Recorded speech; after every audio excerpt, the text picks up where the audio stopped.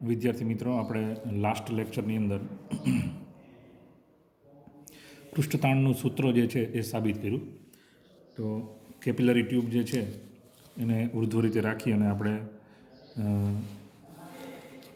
પૃષ્ઠતાણનું સૂત્ર, surface tension equation કઈ રીતે સાબિત કરવું એ આખો પ્રશ્ન જે છે એ કમ્પ્લીટ સમજી ગયા હતા. તો એ મોસ્ટ આઈએમપી પ્રશ્ન છે. બને તો એને 2 થી 3 વખત એ વિડીયો જોઈ અને એ ક્વેશ્ચનના જે ઇક્વેશન જે છે એ જાતે સાબિત કરવાનો પ્રયત્ન કરો. તો આ પૃષ્ઠતાણનું સૂત્ર ખાસ યાદ રાખવાનું, કારણ કે એના આધારિત એક એક્ઝામ્પલ ફરજિયાત એક્ઝામમાં હશે. જો આ સૂત્ર નહીં પૂછાય તો ફરજિયાત એક એક્ઝામ્પલ પૂછાશે. એટલા માટે ટેન્શન અથવા તો પૃષ્ઠતાણનું જે ક્વેશ્ચન છે, ઘણી વખત તમને શું થાય, એક્ઝામની અંદર ફક્ત ને ફક્ત સૂત્ર લખવાનું પૂછાય અને તેમાં આવતી જેટલી પણ ફિઝિકલ ક્વોન્ટિટી છે, એટલે કે જેટલી પણ અંદર રાશિ છે, એ દરેક શું દર્શાવે છે ને એ તમને પૂછે ખાસ પરીક્ષાની અંદર. તો જો સૂત્ર જે છે ને એ ખાસ તમને આવડવું જોઈએ. તો પૃષ્ઠતાણનું સૂત્ર જે છે ટી બરાબર, સરફેસ ટેન્શન એ ટી વડે દર્શાવવામાં આવે છે. તો ટી બરાબર શું થાય, આર એચ રો જી અપોન 2 cos થીટા. ક્લિયર? તો આ જે છે ઇક્વેશન ખાસ યાદ રાખવાનું.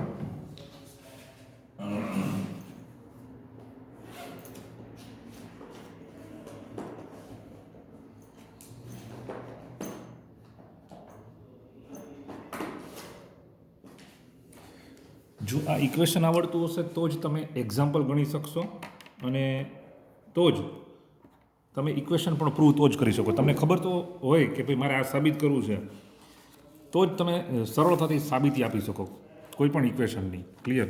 તો આ ટી આમાં છે દરેકે દરેક ટર્મ્સ જે છે, આ ટી શું દર્શાવે છે, આર શું દર્શાવે છે, એચ શું દર્શાવે છે, આ તમારે સૂત્રની નીચે દર્શાવવું પડે. દાખલા તરીકે આપણે ટી છે તો ટી શું દર્શાવે છે, તો ટી છે પ્રવાહીનું પૃષ્ઠતાણ છે, પ્રવાહીનું પૃષ્ઠતાણ.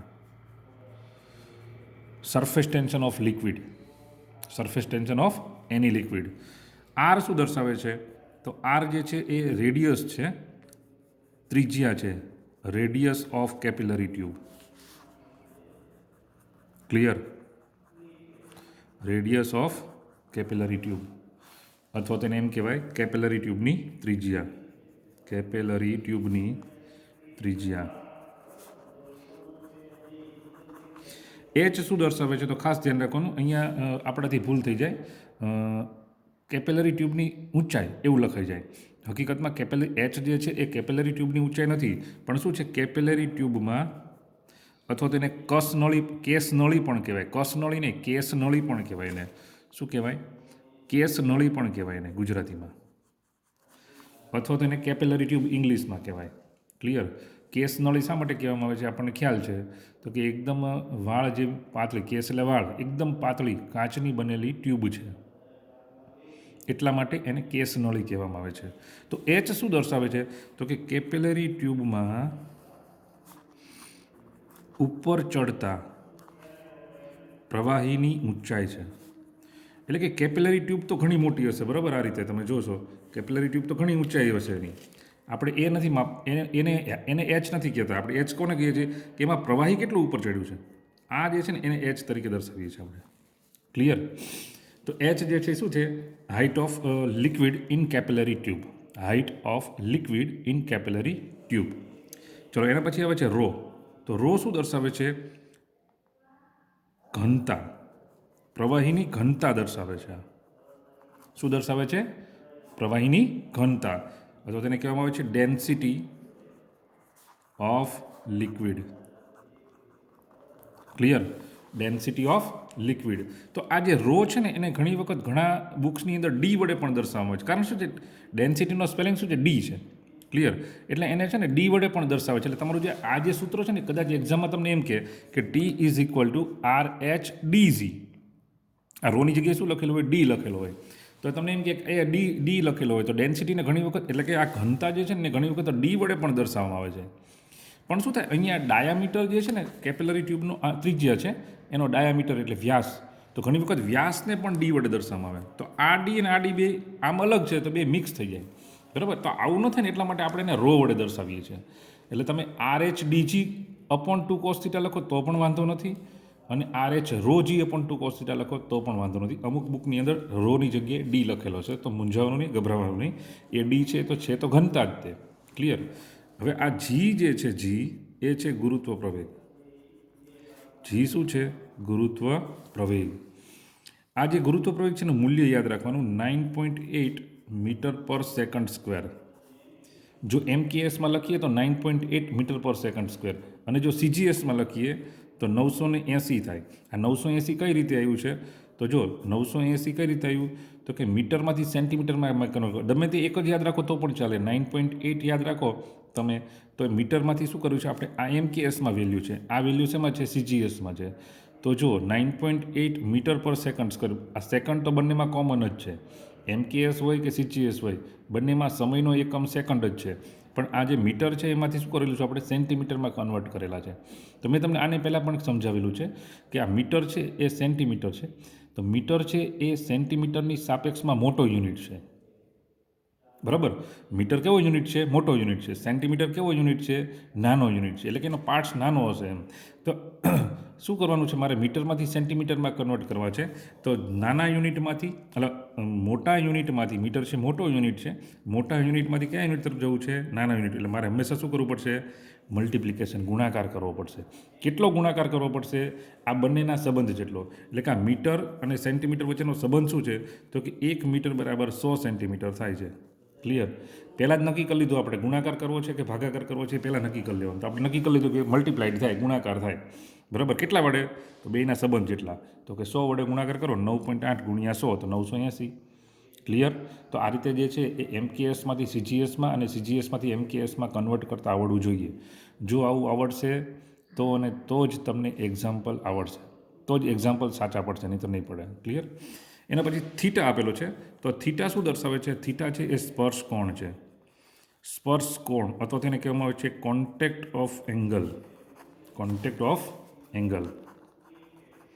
તો અહીંયા શું થાય છે? કોઈ પણ પ્રવાહી જે છે ને એ એમનામ ન હોય, તે કોઈ પણ બીકર અથવા તો કોઈ પાત્રમાં તમે એને ભરેલું હશે. તો એ જે પાત્ર જે છે અને આ લિક્વિડ જે છે, આ બે કોઈ એક જગ્યાએ સ્પર્શતા હશે. અને આ જે પ્રવાહી જે અને આ ઘન પદાર્થ, આ બેની સપાટી જ્યારે એકબીજા સાથે કોન્ટેક્ટમાં આવે ને, ત્યારે એક ખાસ પ્રકારનો એંગલ બને છે. બરાબર? એ કોના કારણે એવું બને છે? તમને મેં સમજાવ્યું હતું કોન્ટેક્ટ ઓફ એંગલની થિયરીમાં પણ, કે પછી ઉપરની સરફેસ જે છે ને એ કાં તો એકદમ અંતર્ગોળ બનશે, એકદમ સ્પેસ સરફેસ સ્ટ્રેટ નહીં બને. બરાબર? આ રીતે એમ સ્ટ્રેટ નહીં હોય ક્યારેય તે. કાં તો એ શું બનશે? અંતર્ગોળ બનશે, ને કાં તો શું બનશે? એ બહિર્ગોળ બનશે. તો આ જે બીકર હોય ને, બીકર અથવા તો કોઈ પાત્ર છે, એની સાથે આ જે સરફેસ જે છે ને એ કોઈ ચોક્કસ પ્રકારનો એંગલ બનાવે છે, ખૂણો બનાવે છે.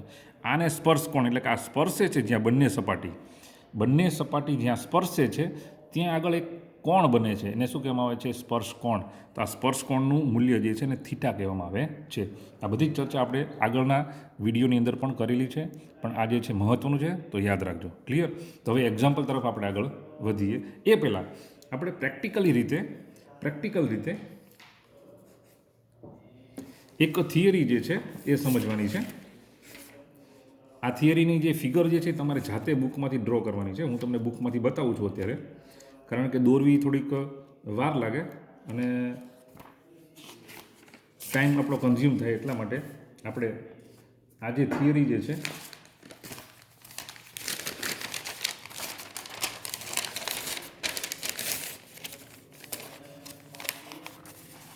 તો જો આમાં શું છે? કેશાકર્ષણ થિયરીનું નામ કંઈક આવું છે, કેશાકર્ષણ. એને ઇંગ્લિશમાં કહેવાય કેપિલરી એક્શન. કેશાકર્ષણ વડે પ્રવાહીનું પૃષ્ઠતાણ નક્કી કરવું. અથવા તો તમને એવું પણ કહી શકાય, પ્રાયોગિક રીતે પ્રવાહીનું પૃષ્ઠતાણ માપવાની રીત વર્ણવો. ક્લિયર? આવું પણ પૂછી શકે. તો ટુ ડિટરમિન, કેશાકર્ષણ વડે પ્રવાહીનું પૃષ્ઠતાણ નક્કી કરવું. ટુ ડિટરમિન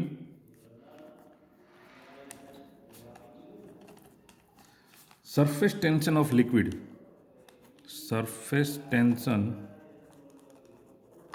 ઓફ લિક્વિડ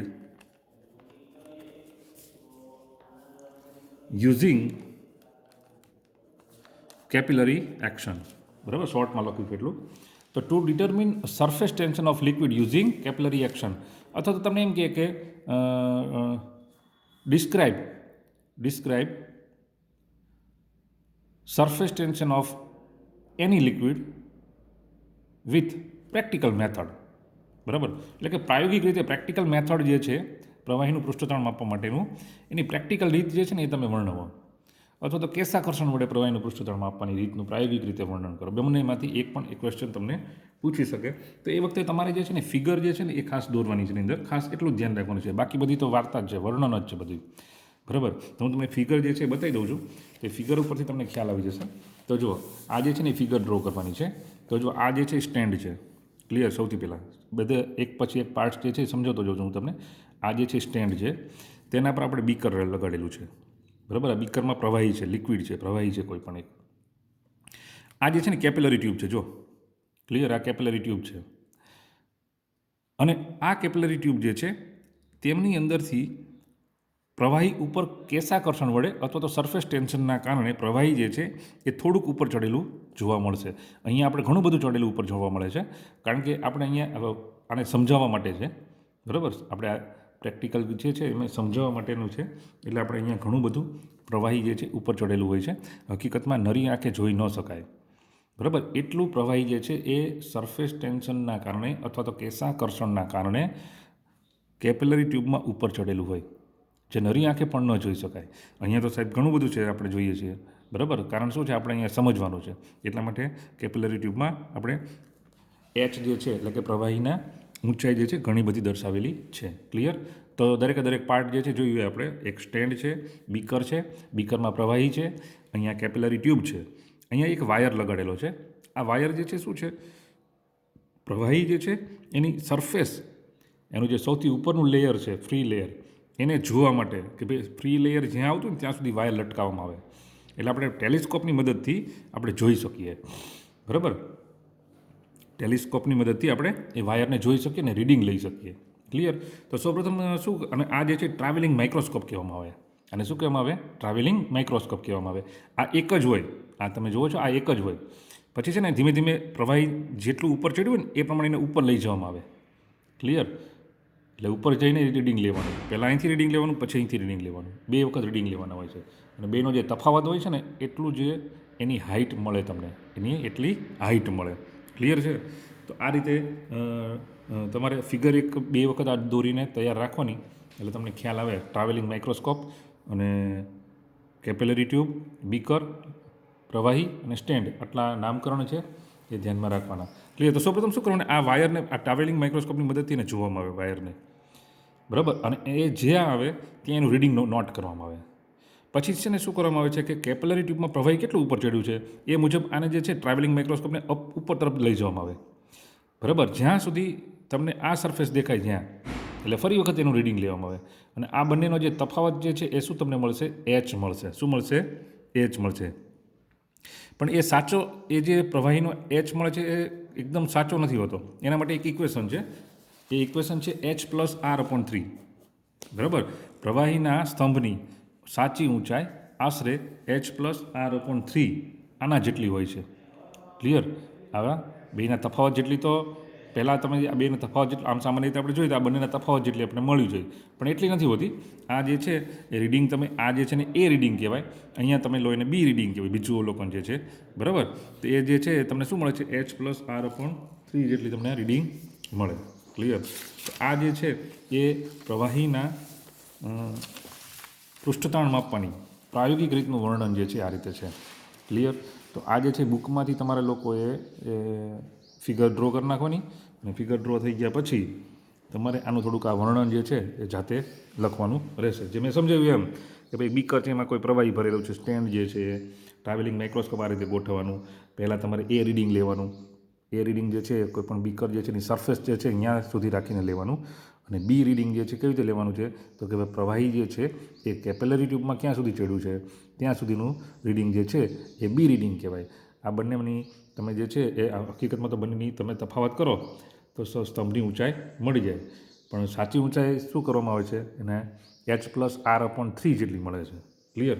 તો આ જે છે એ સરફેસ ટેન્શનની લગભગ બધી થિયરી જે છે એ મેં તમને કમ્પ્લીટ કરાવી દીધી છે. ક્લિયર? તો આના પછી નેક્સ્ટ જે છે એ આપણે એક્ઝામ્પલ જે છે, બરાબર, એ જોઈશું. વત્તા આપણે એક બીજો ક્વેશ્ચન આવે છે, તો એ એક્ઝામ્પલ અને એક થિયરી એ જોઈ લઈએ આપણે જોડે જોડે. તો જો એક્ઝામ્પલ જોઈએ એ પહેલાં એક થિયરી જે છે, તો ક્યારેક શું થતું હોય છે, આવો પ્રશ્ન પૂછાય,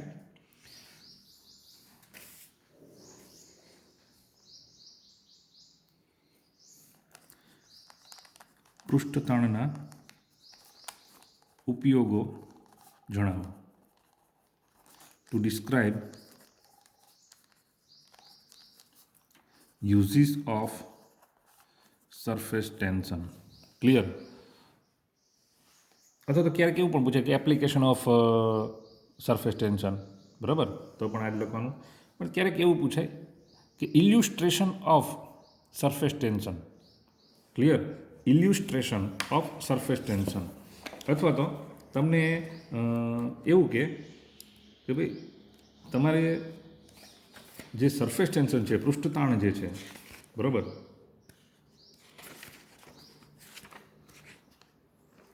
એના ઉદાહરણ આપો. તો તમારે એ વખતે આ પ્રશ્ન નથી લખવાનો. ઉદાહરણ આપવાના કે ત્યારે તમને એ અલગ પ્રશ્ન થઈ જાય છે. તો પૃષ્ઠતાણના ઉદાહરણ તમને ખ્યાલ છે કે મેં તમને કીધેલું છે કે કોઈ પણ પ્રવાહી જે છે એને તમે ડ્રોપ કરો તો એનો આકાર કેવો થઈ જાય છે? ગોળાકાર હોય છે. એકદમ નાની પાતળી બ્લેડ હોય, બરાબર, પતરાની બ્લેડ હોય, અથવા તો સોય હોય એકદમ નાની. એને જો તમે પ્રવાહી અથવા તો પાણી પર ધીમેથી મૂકો તો એ તરે છે, ડૂબતી નથી. નાના નાના પાંદડા જે છે વનસ્પતિના, તો એ પણ શું કરે છે? પ્રવાહીની સપાટી પર તરે છે. એવી જ રીતે નાના જીવજંતુઓ તમે જોશો, બરાબર, તો એ પણ શું કરે છે? પ્રવાહીની સપાટી પર ચાલી શકે છે. તરવાની વાત અલગ છે, બરાબર, એ ચાલી શકે છે. નાના જીવડાઓ તમે જોયા છે ચોમાસાની અંદર કે આ નાના જીવજંતુઓ જે છે શું કરે છે? પ્રવાહીની સપાટી પર ચાલી શકે છે, બરાબર. એવી રીતે તમે મીણબત્તી અથવા તો કેન્ડલ જે છે અથવા તો કેરોસીનનો દીવો હોય તો એની અંદર પણ એવું જ થાય છે કે દિવેટ દ્વારા કેરોસીન જે છે શું કરે છે? ઉર્ધ્વ દિશામાં ગતિ કરે છે, ઉપરની દિશામાં. કોઈપણ પ્રવાહી અથવા તો કોઈપણ પદાર્થ ઉર્ધ્વ દિશામાં ગતિ કરી શકે નહીં, બરાબર. ગુરુત્વાકર્ષણ બળની વિરુદ્ધ કઈ રીતે ગતિ કરી શકે? અને કરે તો એનો મતલબ કે ત્યાં કોઈક બળ લાગતું હોવું જોઈએ. ક્લિયર? તો એ બળ શું લાગે છે? તો એ બળ શું લાગે છે? હવે આપણને ખબર છે સરફેસ ટેન્શન નામનું બળ લાગે છે. એ જ રીતે તમે જોશો કે શિયાળામાં સવારે તમે જોશો તો વનસ્પતિના પાંદડા હોય તો એના પર ઝાકળ પડે તો એના કારણે જે પાણીના ટીપા છે એનો આકાર તમને ગોળાકાર જોવા મળે છે. તો આ બધા છે ને એના ઉદાહરણ છે. તો એક્ઝામમાં એવું પૂછાય ને તમને કે પૃષ્ઠતાણના એક્ઝામ્પલ આપ્યો અથવા તો ઇલ્યુસ્ટ્રેશન ઓફ સરફેસ ટેન્શન કહેવાય એને. અંગ્રેજીમાં કહેવાય ઇલ્યુસ્ટ્રેશન ઓફ સરફેસ ટેન્શન. તો એ વખતે તમારે જે છે એ ક્વેશ્ચન તમારો અલગ થઈ જાય. તો એ વખતે તમારે મેં આ જે ઉદાહરણ હું બોલ્યો તમને એ લખવાના, બરાબર. પૃષ્ઠતાણના ઉદાહરણો, આ બધા પૃષ્ઠતાણના ઉદાહરણો કહેવાય, અથવા તેને કહેવાય illustration of surface tension. Illustration of surface tension અથવા પૃષ્ઠતાણના ઉદાહરણો છે. તો એમાં આ બધું લખવાનું તમારે. ક્લિયર? એકદમ ઇઝી છે. હું જે બોલ્યો છું એ તમે 5-6 લખી નાખો એટલે કમ્પ્લીટ તમને વાંધો ન આવે. ઘણા બધા એક્ઝામ્પલ છે આવા. ક્લિયર? તમે પણ આજુબાજુમાં તમે જોઈતા હોય છો કેટલા બધા ઉદાહરણો છે આના, બરાબર. પણ જો ક્વેશ્ચન એવો પૂછે કે પૃષ્ઠતાણના ઉપયોગો લખો, પૃષ્ઠતાણના ઉપયોગો જણાવો, તો તમારો ક્વેશ્ચન અલગ થઈ જાય છે. તો એ વખતે તમારે શું કરવાનું છે? પૃષ્ઠતાણના ઉપયોગોમાં શું લખવાનું છે, બરાબર. તો એની અંદર ઉપયોગો તો ઘણા બધા છે. આપણે અમુક જોતા જઈએ તો કે જે મેલા કપડાં હોય છે એ ગંદા થઈ ગયા હોય તો તમે એને ધોવા, આપણે કપડાં ધોઈએ તો એ વખતે આપણે એની અંદર ડિટર્જન્ટ પાવડર ઉમેરીએ છીએ કોઈ પણ, બરાબર. તો એ ડિટર્જન્ટ પાવડર ઉમેરવામાં આવીએ આપણે તો આવું શા માટે કરીએ છીએ? સાદા પાણીથી ધોઈ નાખી તો ન ચાલે, બરાબર?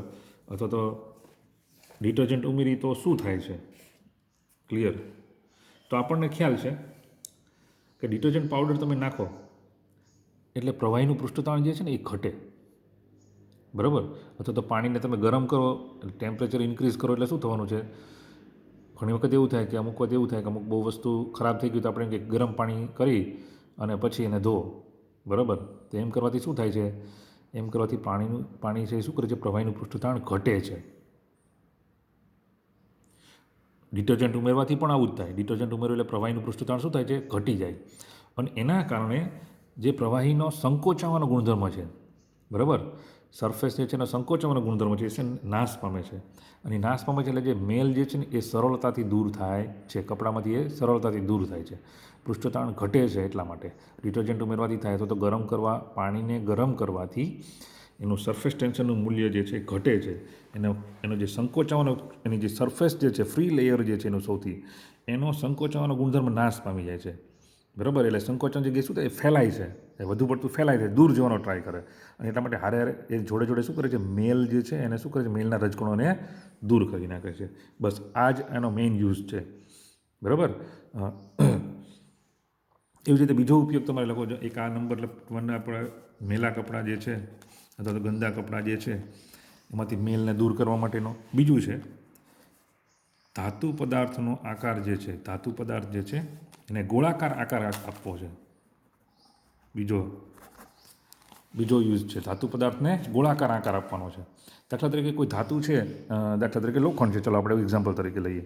એને મારે બુલેટ બનાવી છે, ગોળી બનાવી છે, અને એ તો ગોળ જ હોય, આપણને ખ્યાલ છે.